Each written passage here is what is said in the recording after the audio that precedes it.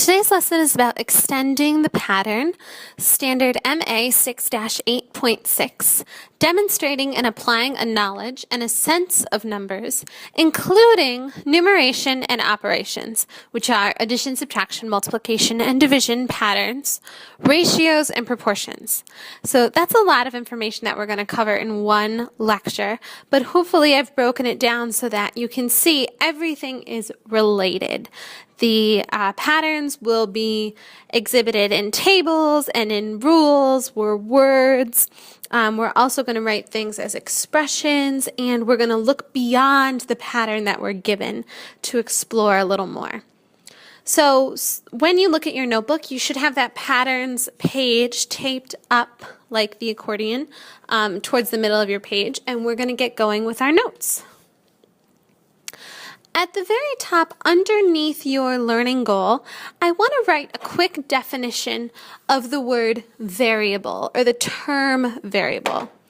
We've discussed variables throughout our learning already this year, but we haven't quite identified it as being defined at all.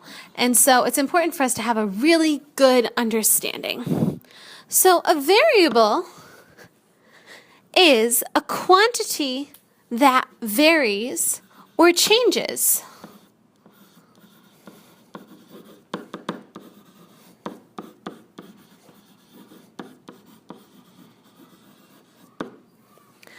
And it changes, and it's often represented by a letter.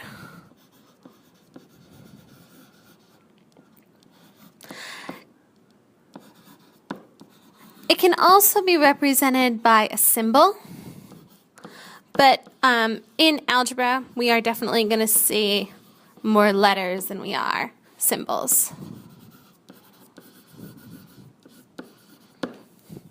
And it's important to know an example. N times 2 equals 6 is an expression in which n is the variable. So this particular example is called an expression.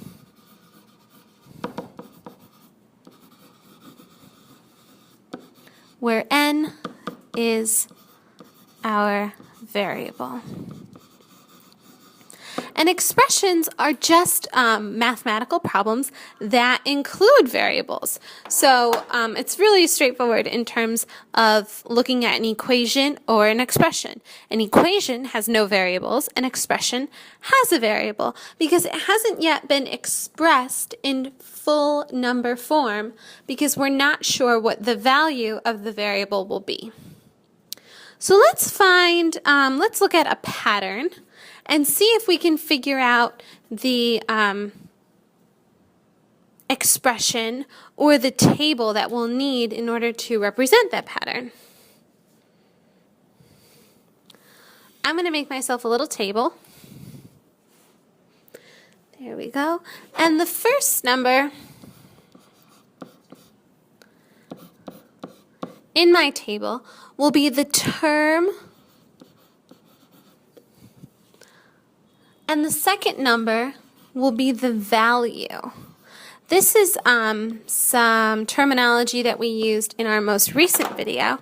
So just be sure to take a look and review what those concepts really do mean, right? What is a term and what is a value?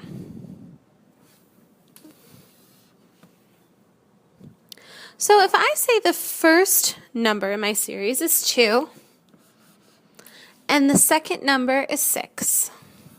And then I have another term that's 3 with a pair of 9, a term that's 5 with a pair of 15. This is a table that represents my pattern, right? Given the number 2, I find the number 6. Given the number 3, I find the number 9. these patterns have to be consistent, just like the patterns we were talking about when we discussed the Alice in Wonderland problems, right? So to get from the 2 to the 6, I have to do something that is the same as when I get from the 3 to the 9. In order to make sure that that's the same thing consistently, I need to identify the rule, and I need to be able to write it in words. So the rule for this particular problem, in order for me to get from the 2 to the 6, I can multiply by 3. This will also work to get me from the 3 to the 9 or from the 5 to the 15. So I'm going to identify my rule as multiplying the term times 3 to equal the value.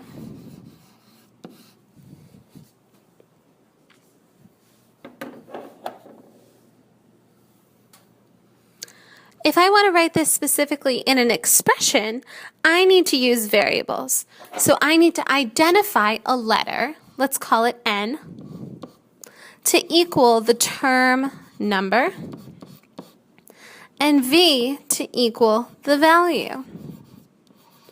My expression will look like n times 3 equals v. Another way to write multiplication of a number and a variable is to put the number in front of the variable and leave out the multiplication sign. For example, 3 n's will also equal v.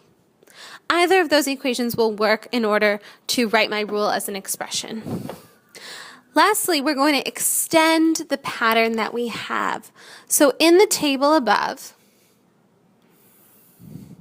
we have this information that was given to us, and we're going to see if we can build on that information. For example, if a number in the pattern was 9, how would I be able to find the value of the second number just by giving myself the term number? Well, in this case, I can multiply by 3. 9 times 3 is 27. So now I have my term number and my value. I can use another number, let's say 11. Using 11 as my term, multiplying it by 3 will give me my value, which is 33.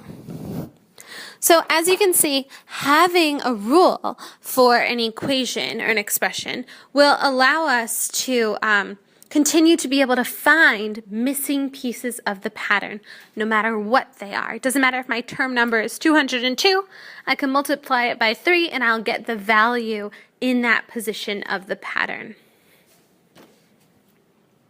So when you're finished, your notes should look about similar to what mine look like. Your proof for tonight is to complete the pattern. I give you a pattern series here with a term number and a term value. So please go ahead and complete that pattern, filling in the blanks for all of the question marks. Also, this particular video lends itself to a very unique and interesting reflection, so feel free to use your creativity and expand on your learning even further.